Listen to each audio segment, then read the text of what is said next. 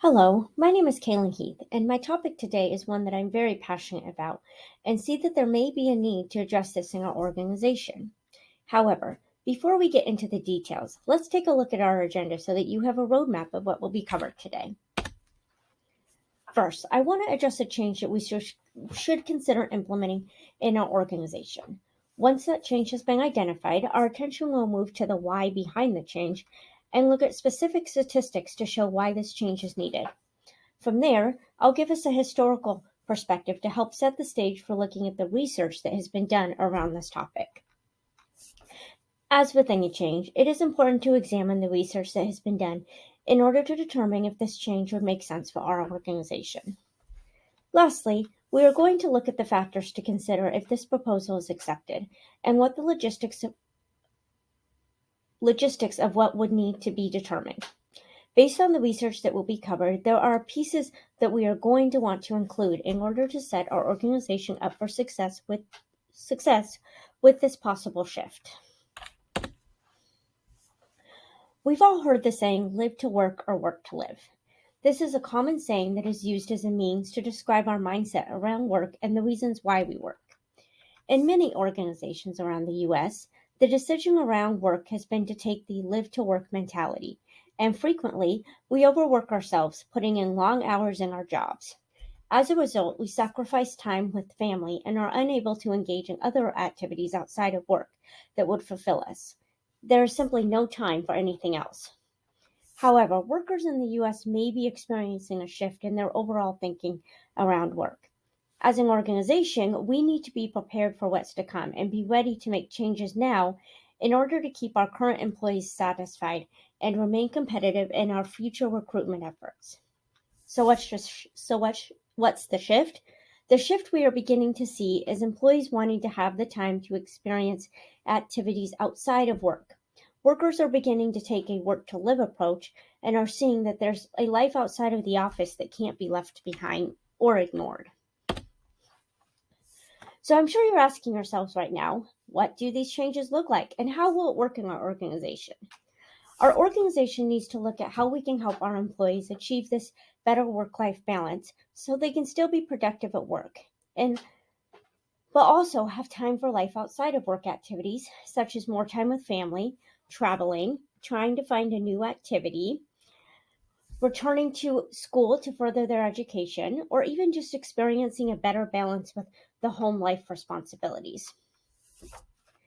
In response to this, I'm proposing that we begin to look at creating a policy that involves letting employees choose their workweek structure, offering 3 options for employees to choose from.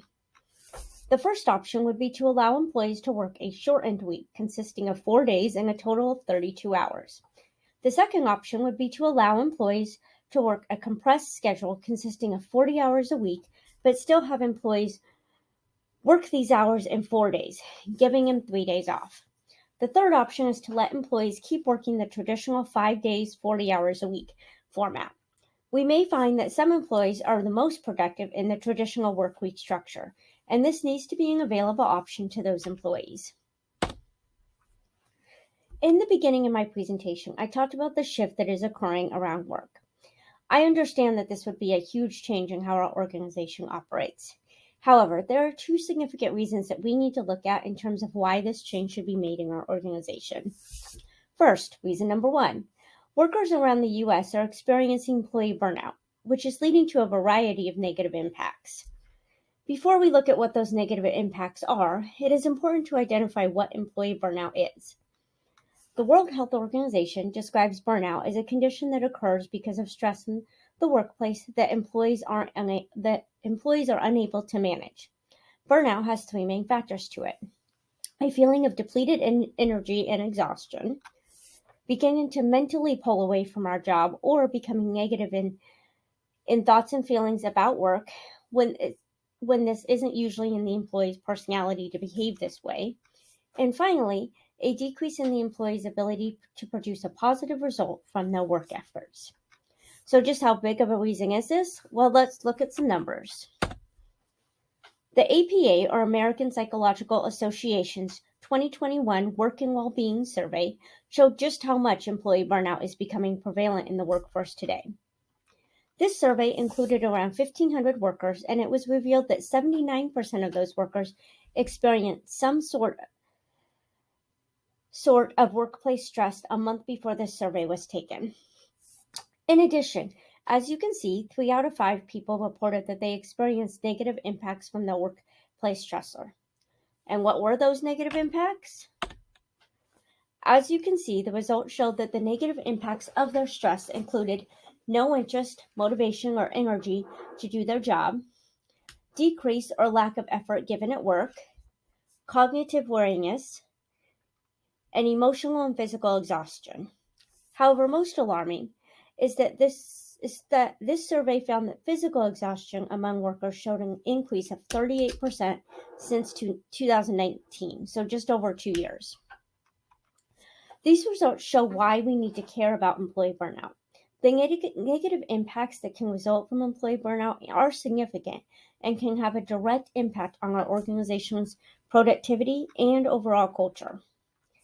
Employee burnout is a real thing, and our organization needs to look at changes to help decrease the chances of our employees experiencing this. So what's the second reason of why we need to implement a policy of employee choice in the work week structure? Well, as a result of the employee burnout and the change in mindset about work, our country is experiencing a movement that has been termed the Great Resignation. This is involving a movement that is resulting in employees choosing to walk away from their jobs in search of something else that won't lead them to experience burnout and the negative effects of that. As you can see, the number of Americans that chose to leave their jobs is significant. At first glance, I'm sure you're thinking that this is related to the recent COVID-19 pandemic. However, the chart on the right shows that this wasn't due to the COVID-19 pandemic, but something else. Since 2009, the number of resignations has been steadily increasing. The increases in resignation are partially due to the 5 R's: retirement, reconsideration, relocation, reshuffling, and reluctance. Looking at this, the main R that we can work to correct in order to lower the resignations is the reconsideration category. Workers, and especially women, are having to reconsider their work and are being forced to choose between their job and caregiver roles at home. For example, a 2021 Women in the Workplace report found that 1 in 3 women are in the situation of having to choose between work and their responsibilities at home. Employee burnout is also contributing to these trends. Workers are coming to the conclusion that staying in their job that causes them this much stress isn't worth it anymore. Employee choice and work week structure will help our employees experience a better work-life balance so they don't suffer from burnout and experience the negative impacts to their physical and emotional health, or worse, resign from our organization. Our employees are the catalyst for our successes, and finding ways to retain them should always be at the forefront of how we approach our work. Before we look at the research, I want to give you a historical perspective on the work week. Ultimately, these changes throughout history were what led to the research on this topic being conducted. As you can see, the definition of what the work week is has changed before. It hasn't always been a 5-day, 40-hour-a-week format.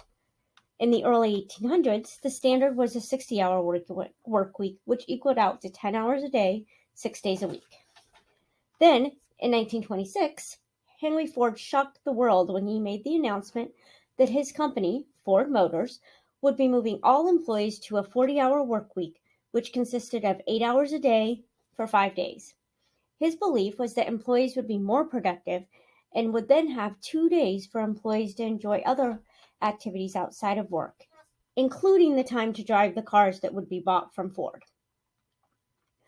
Well, Ford's experiment worked because in 1940, the U.S. government officially defined the work week as being 40 hours, 8 hours a day, 5 days a week, in the Fair Labor Standards Act.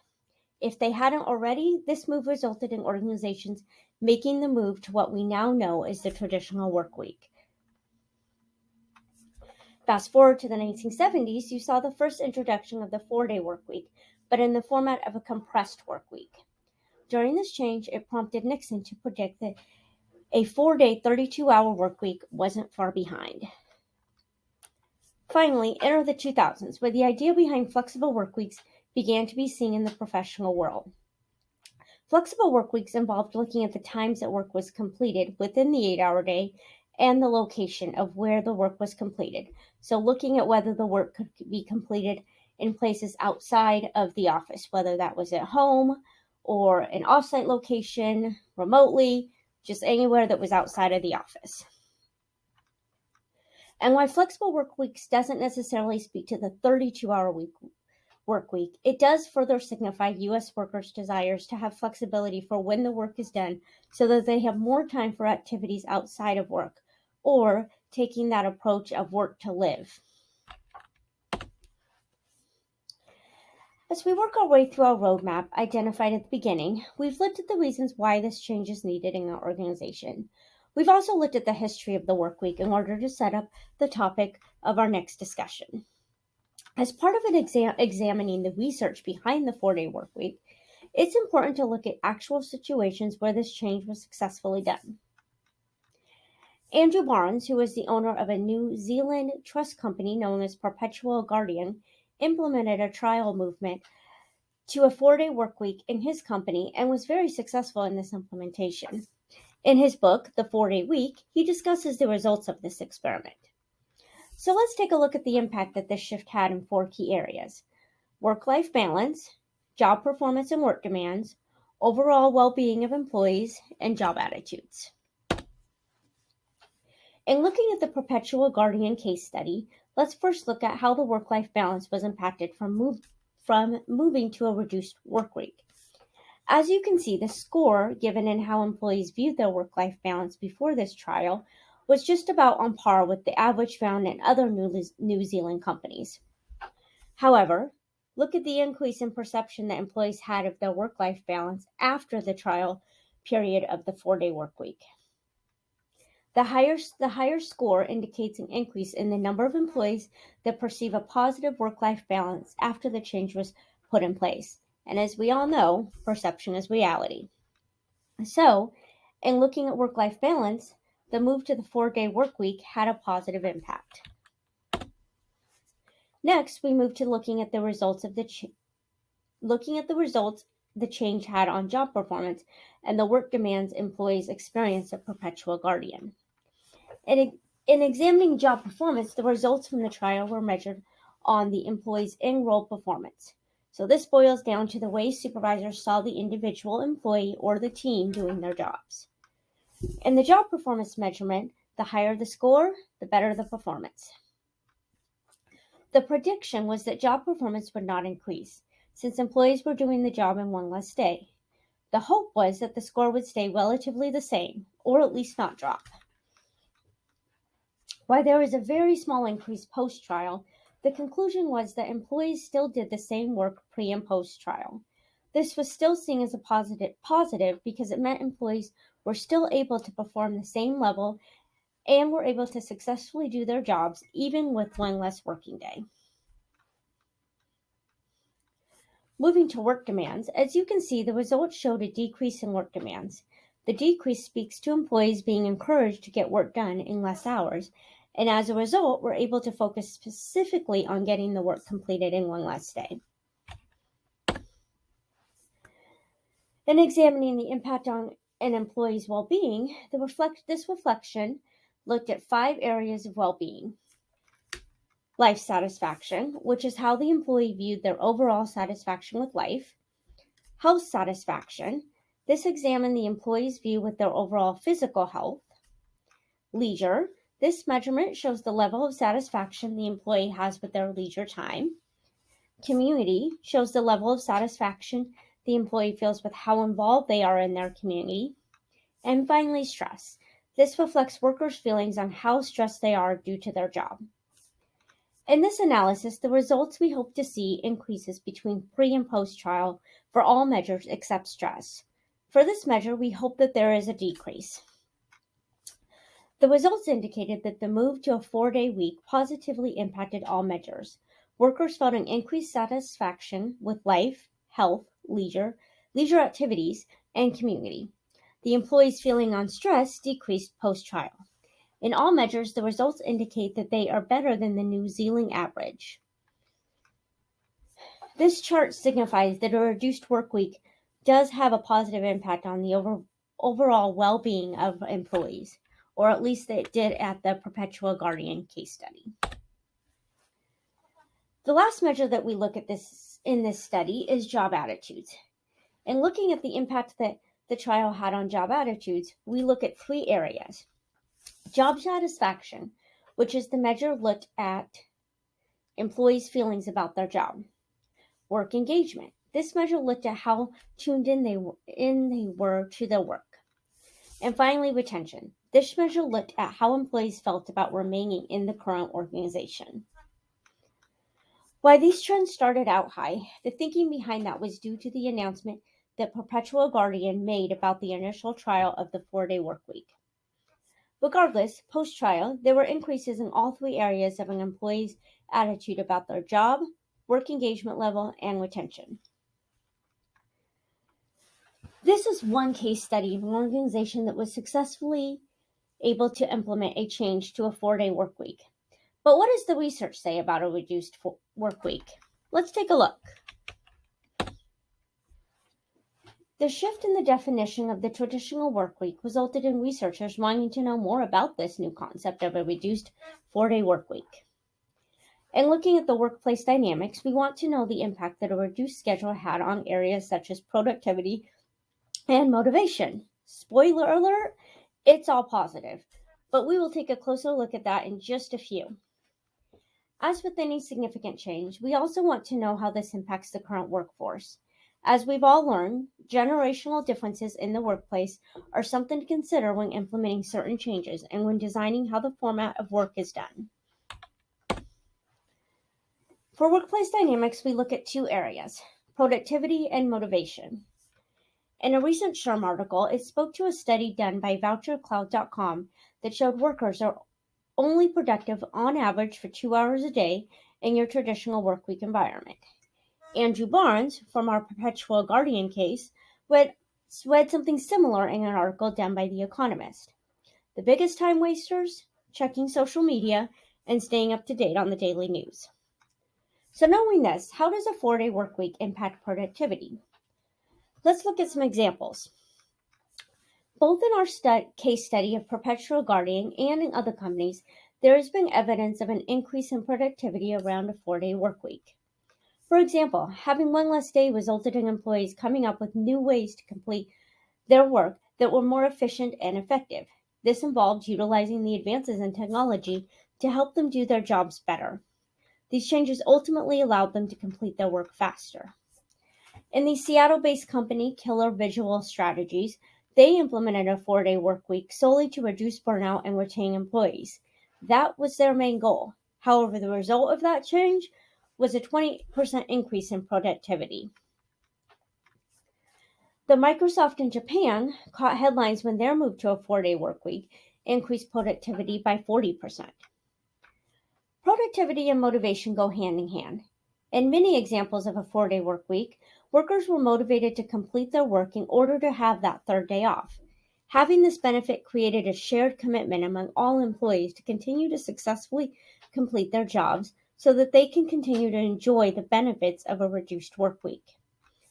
The overall reasoning for these increases has been that employees are intrigued by this concept of a 4-day workweek and as a result stop engaging in unproductive behavior to ensure that the work gets done still.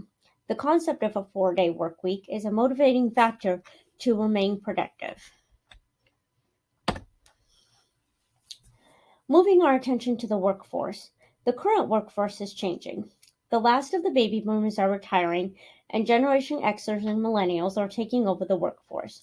The Generation Zs will also begin to increase their numbers in the workforce. Currently, only 15% of U.S. organizations offer a work schedule that is 32 hours a week. However, this is alarming based on the beliefs of the current and future workforce. Generation Xers, Millennials, and Generation Zs all want flexibility in how the work is done. They value intangible experiences, and in order for those to occur, they have to have the time. In a 2019 study done by Deloitte, it was found that 22% of millennial workers would want to leave their jobs if they did not feel that they had a positive work-life balance. Our organization needs to look at our current workforces and their beliefs. Our future recruitment and strategies to retain should be focused on what is important from Generation Xers, Millennials, and Generation Zs. They are our future. We can no longer look at what the baby boomers want in workplace settings. We've spent a lot of time looking at the research around a reduced work week and the benefits it can provide. However, if you recall, my proposal to you today also includes the employee choice for a compressed work week. Remember, a compressed work week is one that still has employees working 40 hours but doing it in less days. The most common form of a compressed work week is 10-hour days, 4 days a week. However, what does the research say about a compressed work week? Some of it may surprise you. So first, the research around a compressed work week schedule is mixed at best. Looking at the research done by Hyatt and Hostler in 2018, where they went into a city that had recently adopted a compressed work schedule and did a study on the effects of that. So one of the things they found in that study was that this type of schedule can actually lead to a higher amount of employee fatigue and exhaustion. Why? Well, because of the longer hours per day. You're going from 8 hours a day to 10 hours per day. In the same study, they looked at absenteeism. A common assumption is that this change will have a positive impact on the amount of sick leave that is used. However, the research by Hyatt and Kostler indicated while there was a small reduction in the use of sick leave, there wasn't any huge noticeable impact to decreasing levels of absenteeism. And on the area around job satisfaction, employees were more productive with the compressed work week for the same reasons they are in a reduced work week. However, job satisfaction didn't increase with the compressed work week. The overall research by Hyatt and Kostler did show that the implementation of a compressed work week was well received by city employees, but that certain aspects were a key part of this overall satisfaction to the switch of a compressed work week. The implementation of a compressed work week at other organizations has shown success in the 10-hour days. However, the key has also been allowing employees flexibility in where they complete those 10 hours. So whether that's remotely, in the office, or a mix of both. And the important key to a compressed work week is knowing that it may not be feasible for all employees. While other employees may feel more comfortable with still having the 40 hours to complete their work, but just in one less day. Now that we've seen the changes in the work week from a historical perspective and examined the research around both a reduced and compressed work week, where do we go from here? If we were to choose to implement this proposal in our organization, there are some key components that need to be considered in how we approach this change. First, in the various research that was done, it is clear that employee choice is key, which is identified in my proposal already. Why is it important? Because a forced choice to either a compressed or reduced work week isn't keeping with the theme of flexibility. For some, the idea of a shortened work week is going to cause more anxiety and stress. We need to consider that and allow employees to stick to a traditional work week if they deem that's what's best for them. In an article written by West, Condry, and Rush, who interviewed HR professionals from U.S. cities that have implemented the 4-day work week, over half agreed that employee participation and choice is vital for successful transition. Hyatt and Kostler also found that employee choice was a huge factor in the overall happiness with the change to a 4-day work week. The other factor around this change is compensation, especially for a reduced work week. I didn't touch on this today, and that was intentional. There's a lot of research done around compensation of a reduced work week. If our organization decides to move in this direction, my recommendation is that we take a deeper dive into this and come up with a compensation system that is fair, while still ensuring that our employees are happy with this aspect of the change. Lastly, we will need to develop a communication plan that clearly goes over all expectations and procedures of how this will work. Transparency and remaining clear will be key pieces to this plan. So what would this look like in our organization? First, all the research done points to the importance of a trial period of this change. There is no handbook or manual because this will look different in each organization. Finding the components that work best will be vital in finding success with this change. For this, we may need to develop a committee to implement this change and the plan for how it will look in our organization. Members identified to the committee will need to represent all employees, so it may be helpful to pull members from the various departments rather than just one department. Second, we may need to determine if our organization can operate on a 4-day work week or if we still need to remain open for 5 days. This may mean keeping status quo for a year, collecting data on customer traffic, and then determining what hours of operation would be going forward. Finally, a big piece of this change will be to remain fair in how we approach compensation, scheduling choices, and selecting those employees to be part of the trial period. As with most changes, success lies with the perception of how fair the change and implementation was. Our organization is at a crossroads. We can continue to stick to the traditional 5-day, 40-hour work week, or we can take a chance. We can offer our employees an opportunity to choose their work week and what works best for their lifestyle and needs. If history and research have shown us anything, it's that the definition of the traditional work week will change. It's not a matter of if, but when. Let's give our organization a chance to be at the forefront of this change and give us the ultimate competitive advantage, a satisfied, productive, and healthy workforce that wants to stay with us because we gave them what they wanted, a chance to get back time, and a chance to work to live rather than the age-old approach of live to work. Thank you.